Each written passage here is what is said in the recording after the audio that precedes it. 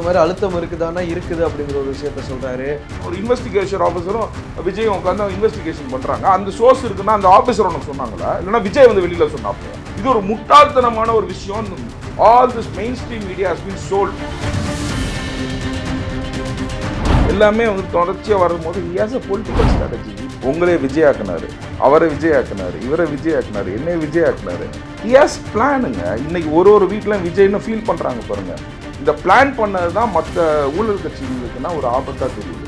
Is against corruption. Minister பதவி வேணுமோ உள்ளுக்குள்ள போறியான்னு கேட்டாங்க. எல்லாரும் மக்களை ஓசின்னு சொன்னவரை என்ன பண்ணாங்க? இங்கே ஹைகோர்ட்ல வந்து அவருக்கு தண்டனை கொடுத்தாங்க. எனக்கு குறைஞ்ச தண்டனை கொடுங்க, எனக்கு குறைஞ்ச தண்டனை கொடுங்கன்னு சொன்னாருங்க. இதை நான் விட்னஸ் பண்ணுவேன். விஜய் விஜய் விஜய் விஜய் விஜய்னு எதுக்கு திரும்ப திரும்ப திரும்ப திரும்ப விஜய் விஜய் விஜய்ங்கிறாங்க? ஏன்னா இவங்க மேலே மக்கள் மதிப்பை இழந்துட்டாங்க. இந்த மாதிரி ஒரு ராங் அட்வர்டைஸ்மெண்ட்ஸ் எப்போதுமே ஒரு சீப் பாலிடிக்ஸ் பண்ணுற கட்சி தான் இது. இதை 70 வருஷமா செஞ்சுட்டு இருக்காங்க. இப்போது புதிய அறிமுகம் ஆச்சி ஹோட்டல் சாம்பார் 50 கிராம் ரூபாய் 20 மட்டுமே. ரெட் நூல் தமிழ் நேயர்கள் அனைவருக்கும் வணக்கம். இன்று நாம் சந்திக்க போகும் சிறப்பு விருந்தினர் வழக்கறிஞர், சமூக செயற்பாட்டாளர் திரு ஆரோக்கிய சதீஷ் அவர்கள். சார் வணக்கம். வணக்கம் வணக்கம். என்ன சார் நடக்குது விஜயை சுற்றி? ஒரு பக்கம் பார்த்தா ஜனநாயகன் படத்துக்கு ஒரு பிரச்சனை இருக்கு, தனி மனிதம் சார்ந்து அவங்களுக்குள்ள ஃபேமிலி இஷ்யூ ஒன்று போயிட்டு இருக்கு, அதை நம்ம பேச வேண்டாம். அரசியல் ரீதியாகவே நம்ம அணுகுனோம்னா இப்போ கரூர் வழக்குலையும் நாளைக்கு நீங்கள் வந்து டெல்லியில் ஆஜராகுங்க அப்படின்னு சொல்லி சிபிஐ சம்மன் அனுப்பியிருக்காங்க. திரும்ப ஏற்கனவே நம்ம ஜனவரி மாதம் பார்த்தோம். என்னென்னா பொங்கலுக்கு முன்னாடி ஒரு டைம், பொங்கலுக்கு அப்புறம் போஸ்ட் பொங்கலுக்கு அப்புறம் ஒரு டைம், 2 டைம் வந்து டெல்லிக்கு போய் ஆஜரானார். இப்போ நாளைக்கு வாங்க அப்படின்னு சொல்கிறாங்க. இன்னொரு பக்கம் அதே வேளையில் செய்திகளில் நம்ம பார்க்குறோம், கூட்டணி பேச்சுவார்த்தை என்டிஏ சார்பாக நடத்தப்படுறதாகவும் சொல்கிறாங்க. என்ன நடக்குது விஜயை சுற்றி? இது ஆக்சுவலாக பார்த்தீங்கன்னா with regard to CBI summon, நான் சிபிஐ சம்மனை ஏற்கனவே ரொம்ப தெளிவுபடுத்தியிருக்கேன். அதாவது என்னன்னு கேட்டிங்கன்னா, Vijay has been called only as a witness to the proceedings. அதை வழக்கறிஞராக நாங்கள் எப்படி சொல்கிறோன்னு கேட்டிங்கன்னா, எப்போதுமே ஒரு அக்யூஸ்டுக்கு மட்டும் பார்த்தீங்கன்னா IO will not be changed. ஐஓன்னு கேட்டிங்கன்னா இன்வெஸ்டிகேஷன் ஆஃபீஸர். 2 வாட்டி விஜய் வந்து சிபிஐ தரப்பில் போய் பண்ணால் 2 வாட்டி டிஃப்ரெண்ட் பர்சன்ஸ் தான் வந்து அவருக்கு வந்து நோட்ஸ் எழுதியிருக்காங்க. விசாரணை அதிகாரிகள், விசாரணை அதிகாரின்னே நம்ம சொல்ல முடியாது. ஸோ அவங்கள வந்து விசாரிக்கும் போது பார்த்தீங்கன்னா அக்யூஸ்டுக்கு வந்து there will be a proper guidance. That is IO வந்து சேஞ்சே ஆக மாட்டாங்க. இன்வெஸ்டிகேஷனில் கூட that IO has to be present. அவங்க சீனியர் ஆஃபீஸர்ஸ் இருப்பாங்க, ஜூனியர் ஆஃபீஸர்ஸ் இருப்பாங்க, but concerned IO also to be present. புரிஞ்சுங்களா? அதுதான் வந்து ஒரு சிபிஐயில் வந்து ஒரு இருக்கிற ஒரு நடவடிக்கை. பட் ஆனால் இங்கே விஜயை பொறுத்த வரைக்கும் பார்த்தீங்கன்னா ஃபர்ஸ்ட் வாட்டி வேறு ஆஃபீஸர்னு இது பண்ணாங்க. அவர் ஏதோ லீவில் போயிருந்தாருன்னு இன்னொரு ஆஃபீஸர் இது பண்ணாங்க. ஸோ இவரை வந்து பார்த்தீங்கன்னா ஒரு விட்னஸ் டு த ப்ரொசீடிங்ஸ், அதாவது தேர் கனெக்டிங் த டாட்ஸ். இப்போ எப்படின்னு கேட்டிங்கன்னா, ஒரு மற்றவங்கன்னா வந்து சொல்லிட்டு போயிருப்பாங்க, ஓகேங்களா, இது உண்மையா அப்படின்னு சொல்லிட்டு இவர்கிட்ட அந்த கனெக்டிங் டாட்ஸை வந்து, ஏன்னா அது வந்து கான்ஸ்பிரசி தியரியாகவும் வந்து அதை பார்க்கறதுனால. ப்ளஸ் இன்னொன்று வந்து என்னென்னு கேட்டிங்கன்னா, இது வந்து தமிழக அரசுக்குள்ள போலீஸ் எப்படி தமிழக அரசு கண்ட்ரோலில் இருக்குதோ, சிபிஐ வந்து யூனியன் கவர்மெண்ட் கண்ட்ரோலில் இருக்குதுன்னு சொல்லி ஒரு நரேட்டிவ் ஒன்று இருக்குது. உண்மை தான் அதுவும், ஓகேங்களா. அந்த உண்மையை வந்து என்னன்னு கேட்டிங்கன்னா, இது விஜய்க்கு கிடையாது. ஏன்னு கேட்டிங்கன்னா, here the CBI has been appointed by the Supreme Court and CBI has been monitored by the SIT. SIT வந்து ஸ்பெஷல் இன்வெஸ்டிகேஷன் டீம், வேற retired supreme court judge and headed by the administrative authorities. 2 IAS ஆஃபீஸரும் அங்கே இருக்கிறதுனால வந்து பார்த்தீங்கன்னா, as like that government cannot take then authority. And month on month அந்த reports also is going to supreme court. So இவ்வளோ tangle இருக்கும் போது வந்து பார்த்தீங்கன்னா, விஜய் கேனாட் பி இந்த சூழ்நிலைகள், இந்த இதெல்லாம் வந்து சிபிஐ பொறுத்த வரைக்கும் வந்து பார்த்தீங்கன்னா அவருக்கு இது பண்ண முடியாது.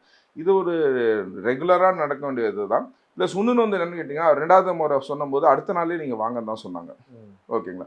அப்போ அவர் என்ன சொன்னார்னு கேட்டிங்கன்னா, இல்லை எங்களுக்கு கொஞ்சம் ஃபங்க்ஷன்ஸ்னால் இருக்குது, ஓகேங்களா, அதனால் வந்து லெட்டஸ்ட் ஷெட்யூல் பை இதுன்னு.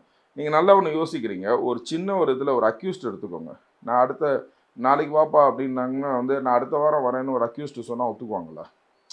Over it is accused's and accused தான், புரிஞ்சுங்களா. அதில் சம்மன் கொடுத்துட்டாங்கன்னா வந்துடணும். இங்கே வந்து விஜய் வந்து விட்னஸ் டு த ப்ரொசீடிங்ஸ் தான். இதை பற்றி நம்ம வந்து ஒன்றும் பீதி அடைய வேண்டியதில்லை.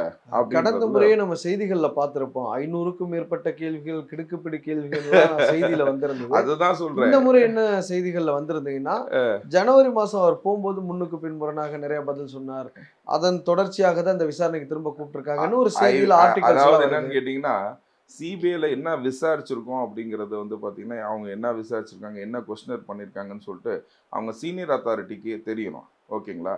அவர் முன்னாடி போடுறதுக்கு முன்னாடியே ஒரு நரேட்டிவ் ஃபிக்ஸ் பண்ணுறாங்க. ஓகேங்களா? வந்த உடனே இந்த கொஸ்டின் பேப்பர் அவுட் ஆன மாதிரி வந்து மீடியாவில் வருது அப்படின்னா இது நடக்கக்கூடிய சாத்தியம் உண்டா? வழக்கறிஞரா எனக்கு தெரிஞ்சு நடக்கக்கூடிய சாத்தியம் இல்லை. அப்படி நடந்துச்சுன்னா ஓகேங்களா, அப்புறம் என்ன இது வந்து நான் சொல்றது கோடி மீடியான்னு தான் நான் சொல்லுவேன். ஸோ வென் சம்படி எப்படி இது நடக்கும்? கொஸ்டின் பேப்பர் அவுட் ஆகிற விஷயமா அது? சோர்ஸ்ங்கிற ஒரு விஷயம் எல்லா சோர்ஸ் நீங்க சிபிஐல இருந்து நீங்க சோர்ஸ் எடுக்கிறேங்கிறீங்களா? You know this is a very wrong narrative you are making. அதாவது விஜய்னு போட்டு உங்க டிஆர்பி ஏத்துறதுக்கு மட்டும் இந்த மெயின் ஸ்ட்ரீம் மீடியா விஜயை பயன்படுத்திட்டு அவருக்கு ஒரு ராங் நரேட்டிவ் செட் பண்ணதுங்கிறது தான் என்னோட அலிகேஷனு. எப்படிங்க ஒரு நீங்க மெயின் ஸ்ட்ரீம் மீடியா இருந்துச்சுன்னா சோர்ஸ் எடுத்துருவீங்களா? ஒரு சிபிஐல இருந்து நீங்க எடுத்துருவீங்களா? You know this is atrocious. ஓகேங்களா? சோர்ஸ் இருக்குன்னு நீங்க எப்படி சொல்ல முடியும்? ஒரு இன்வெஸ்டிகேஷன் ஆஃபீஸரும் விஜயும் உட்காந்து இன்வெஸ்டிகேஷன் பண்றாங்க. அந்த சோர்ஸ் இருக்குன்னா அந்த ஆஃபீஸர் உனக்கு சொன்னாங்களா? இல்லைன்னா விஜய் வந்து வெளியில சொன்னாப்லையா? இது ஒரு முட்டாள்தனமான ஒரு விஷயம். All this mainstream media has been sold. National media is in the hands of Modi government and Tamil Nadu media is in the hands of DMK government. இப்படி ஒரு ராங் நரேட்டிவை வந்து ஃபிக்ஸ் பண்றது தான் வந்து பார்த்தீங்கன்னா விஜய்க்கு எதிராக இவங்க ஃபிக்ஸ் பண்ணிக்கிட்டே இருக்கிறாங்க. இதுதான் நடக்குது. இது யோசிச்சு பாருங்க. ஒரு சிபிஐ ஆஃபீஸர் நான் வந்து இவ்வளவு கேள்வி கேட்டேன், கிடுக்குப்படி கேள்வி கேட்டேன், எப்படி கொடுக்க முடியும்? எப்படி கொடுக்க முடியும்? இது சாத்தியம் உண்டா? இது சாத்தியம் உண்டா? ஏன்னா 10 பேரை வச்சுட்டு இன்வெஸ்டிகேஷன் பண்றதுக்கு இதுனா என்னது இது? இது அந்த மாதிரி வந்து க்ளோஸ்டு சேம்பர்ல then supreme court is monitoring this case. அப்படிங்கும் போது நீங்க இந்த மாதிரி என்ன அள்ளி தெளிக்கிறது என்ன? Just to run your TRPs. These people are just making money by Vijay by giving wrong allegations. இந்த மாதிரி தப்பான அலிகேஷன்ஸ் கொடுத்து இவங்க டிஆர்பிக்கு இவங்க பணம் சம்பாதிக்கிறதுக்கு விஜய் யூஸ் பண்ணிக்கிறாங்க.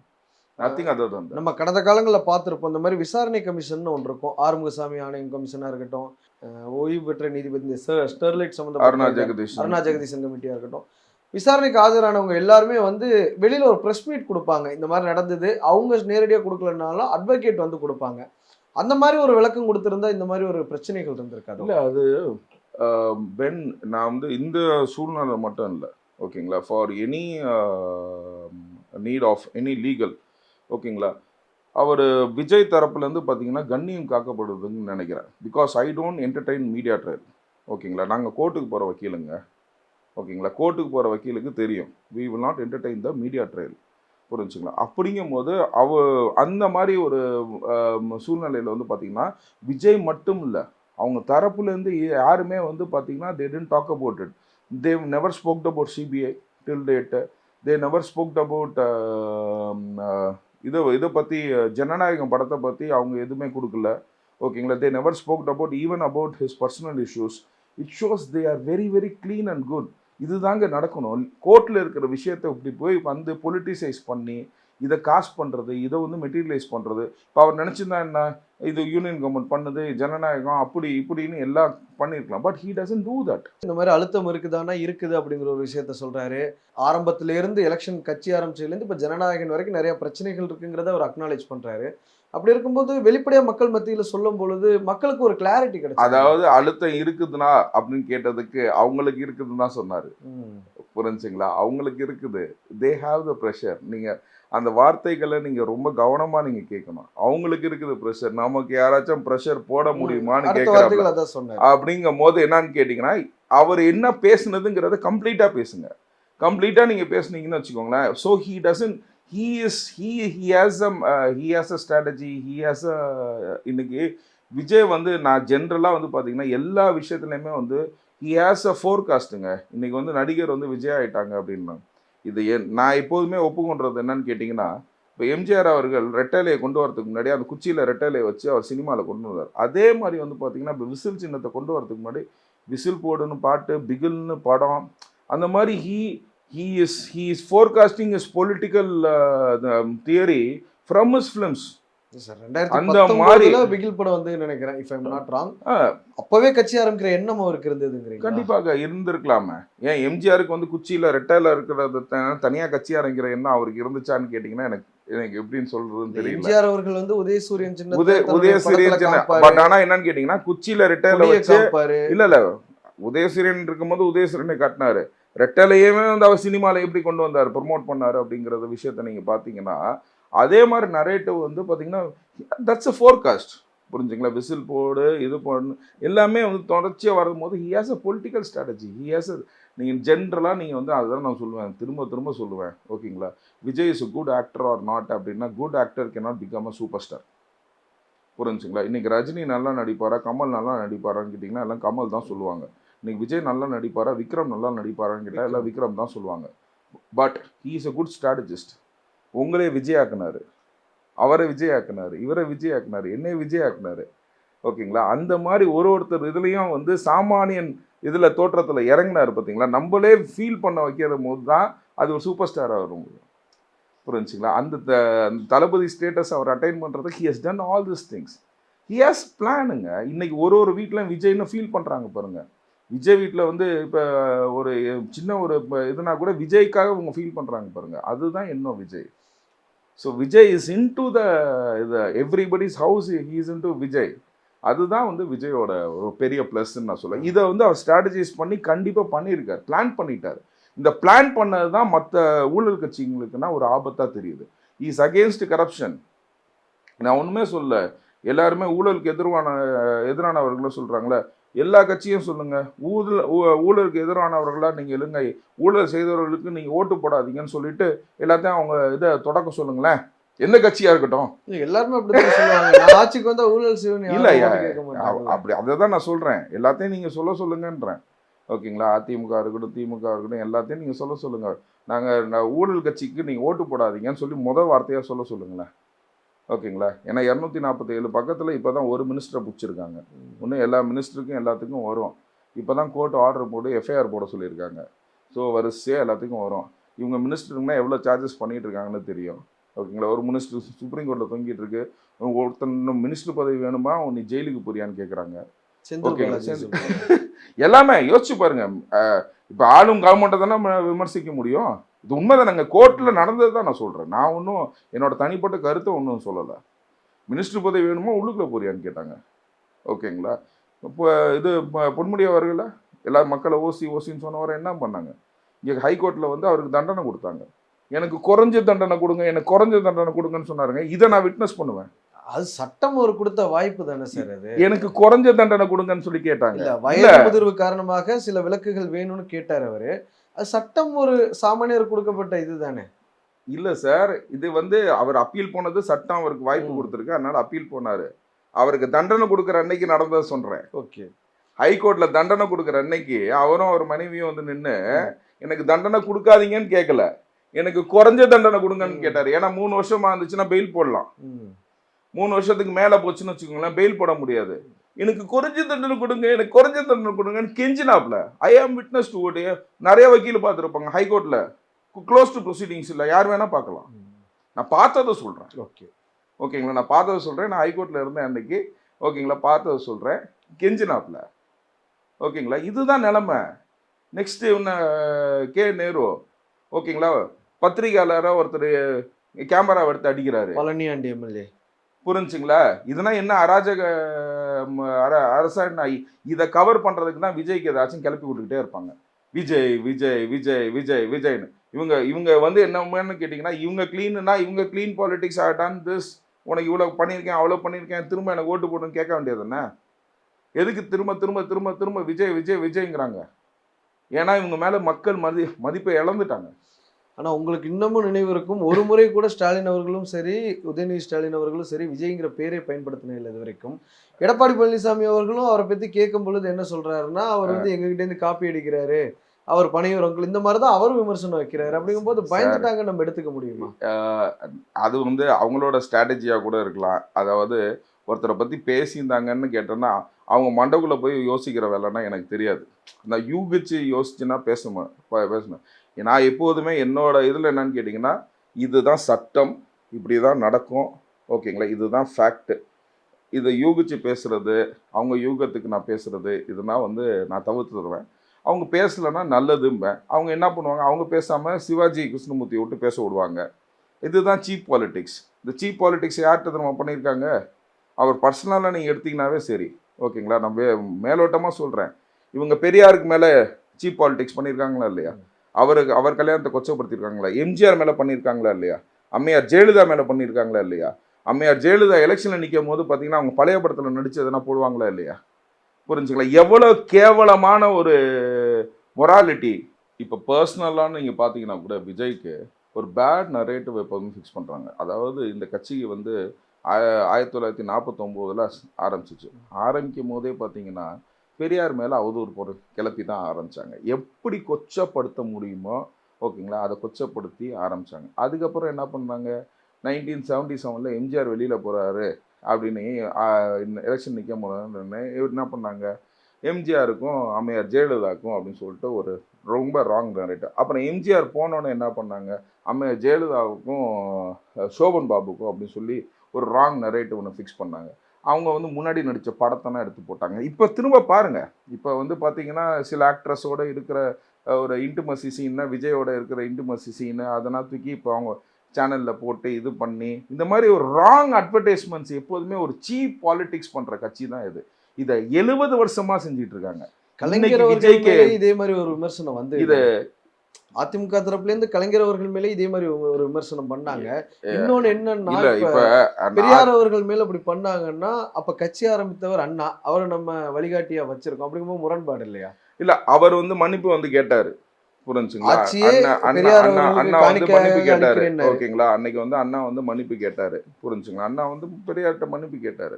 நம்ம வந்து பாத்தீங்கன்னா இங்கே விஜய் வந்து பார்த்தீங்கன்னா தலைவர்களில் வந்து பார்த்தீங்கன்னா வந்து பெரியாரை தான் வச்சுருக்காங்க. புரிஞ்சுங்களா? பெரியார் ஒரே ஒரு தலைவர் தாங்க. புரிஞ்சுங்களா? நான் உலகத்திலே நான் சொல்லுவேன், ஓகே ஐ எம் பிலீவர். புரிஞ்சுங்களா? ஆனால் கடவுள் நம்பிக்கை உள்ளவன். நான் சொல்கிறேன் வந்து பார்த்தீங்கன்னா பெரியார் ஒருத்தர் தான் சொன்னேன், நான் சொல்கிறத எல்லாத்தையும் நீ ஏற்றுக்க வேணாம், உனக்கு எது வேணா நீ அதை ஏற்றுக்கோ அப்படின்னு சொன்ன ஒரே தலைவர் பெரியார் தான். இன்னைக்கு எந்த தலைவருமே கிடையாது. ஓகேங்களா? எந்த தலைவருமே இந்த வேர்டை கொடுக்க மாட்டாங்க. This is my command, obey.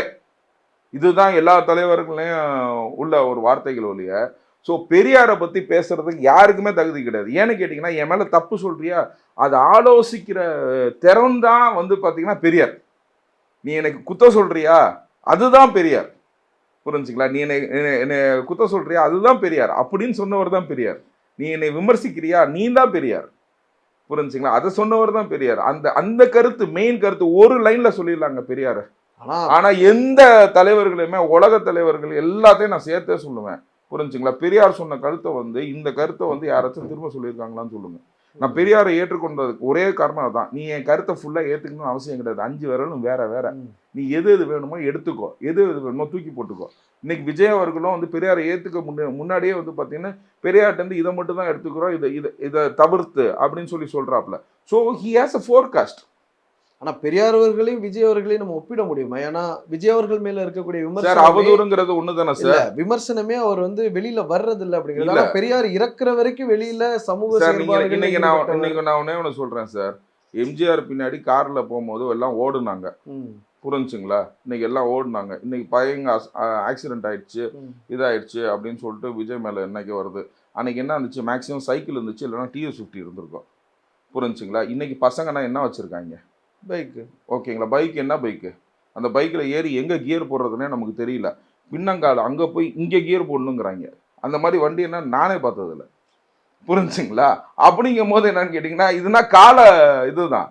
இன்னைக்கு டிஜிட்டலில் வந்து இன்னைக்கு அவர் வந்து சந்திக்கலை அப்படிங்கும்போது இன்னைக்கு டிஜிட்டல் மீடியாவில் இன்னைக்கு எதுக்கு இப்போ நான் நீங்களும் பேசிகிட்டு இருக்கோம்னா இது டிஜிட்டல் மீடியா. இது பெரியார் காலத்தில் இல்லைன்னு நான் சொன்னேன்னா என்ன பண்ணுறது? ஸோ உலகம் மாறிட்டே தான் இருக்கும். Change is constant. புரிஞ்சுங்களா? எல்லா இடத்துலையும் எல்லாமே தான் வரும். சில பிரச்சனைகள் புதுசாக வரும், சில தோற்றங்கள் ஒன்றா இருக்கும். Invention and discoveries are common. It is change is constant. அதை பற்றி நீங்கள் பேசுனீங்கன்னா நீங்கள் பிற்போக்குவாதியாக நம்ம போயிடுவோம். ஸோ அப்படிங்கும் போது என்னன்னு கேட்டிங்கன்னா, எம்ஜிஆர் பின்னாடி ஓடாத ஆளுங்களா? ஓகேங்களா? ஓடி போய் நான் 2-3 பேர் கீழே விழுந்துருக்காங்க. புரிஞ்சுங்களா? இங்கே பைக்கு இருக்குது, பைக்கு சொல்றன்னு ஒரு திருவுனா எங்கேயோ போகுது. நம்ம வீட்டு பசங்களை நம்ம எப்படி பயப்படுறோம்? ஓகேங்களா? நான் சைக்கிளில் போகும்போது ஹெல்மெட் போட்டு போங்கன்றேன்.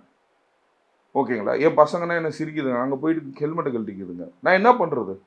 நம்ம சொல்ல தான் சார் முடியும். நான் சைக்கிளுக்கு ஹெல்மெட் வாங்கி கொடுத்துருக்கேன். சைக்கிள் ஹெல்மெட் எவ்வளோ தெரியுங்களா? 1200 இந்த தெர்மோகாலில் பண்ணி கொடுக்குறாங்க ஹெல்மெட் 1200. அந்த ஹெல்மெட்டை என் பசங்களுக்கு வாங்கி கொடுத்துருக்கேன், போட மாட்டேதுங்க. நான் வீட்டை விட்டு போகும்போது ஹெல்மெட் போடுறாங்க, அதுக்கப்புறம் கழட்டிடுறாங்க. இதனால் நம்ம என்ன பண்ண முடியும்? 10வது படிக்கிற பசங்களுக்கு நான் வந்து ஹெல்மெட் போட்டு போங்கன்றேன். தலை கலைஞ்சிருதுங்குதுங்க. அதுக்குன்னா நம்ம என்ன சொல்ல முடியும்? ஸோ எல்லாமே வந்து நீங்கள் வந்து ஒரு இவருக்கும் அவருக்கும் நம்ம நரேட்டிவ் ஃபிக்ஸ் பண்ணக்கூடாது. புரிஞ்சுங்களா? இவங்களும் அவங்களும் நான் ஒன்றுன்னு நான் சொல்லலை. ஓகேங்களா? இவங்களும் அவங்களும் ஒன்றும் இல்லை. ஆனால் சூழ்நிலைகள் ஒன்று தானே. இப்போது புதிய அறிமுகம் ஆச்சி ஹோட்டல் சாம்பார் 50 கிராம் ரூபாய் 20 மட்டுமே.